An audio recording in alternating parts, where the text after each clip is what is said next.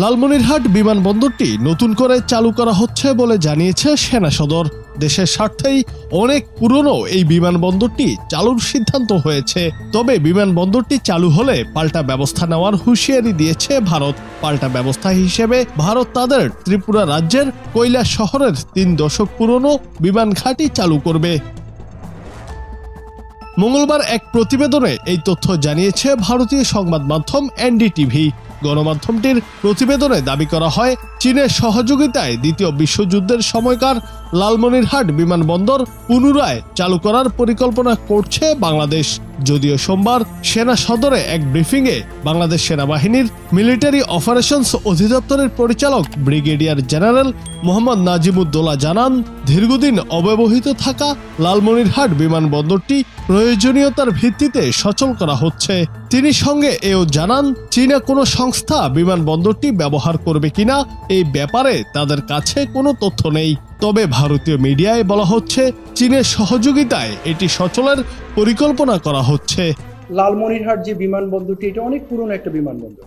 এটা আগে ছিল, ব্যবহার হয়নি। প্রয়োজনের নিরিখে সেটাকে আবার সচল করা হচ্ছে, নতুন করে কাজে লাগানোর চেষ্টা করা হচ্ছে। এনডিটিভি বলছে, রংপুর বিভাগের লালমনিরহাট বিমানবন্দরটি সচল করার বিষয়টি ভারতীয় প্রশাসনের সতর্কতা তৈরি করেছে।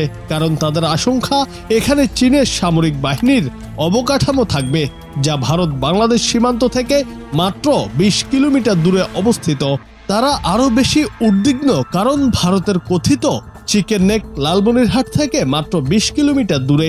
এই চিকেন নেক দিয়ে ভারতের মূল ভূখণ্ড থেকে দেশটির উত্তর পূর্বাঞ্চলীয় 7 সিস্টার্স রাজ্যে পণ্য আনা নেওয়ার কাজ করা হয়। প্রতিবেদনে বলা হয়েছে, যদি চীনের সহযোগিতায় বাংলাদেশ বিমানবন্দরটি পুনরায় সচল করে, তাহলে সেখানে চীন তাদের সামরিক সরঞ্জাম, যুদ্ধবিমান, রাডার ও নজরদারির সরঞ্জাম সহ বিভিন্ন কিছু রাখতে পারে বলে ধারণা করছে ভারত।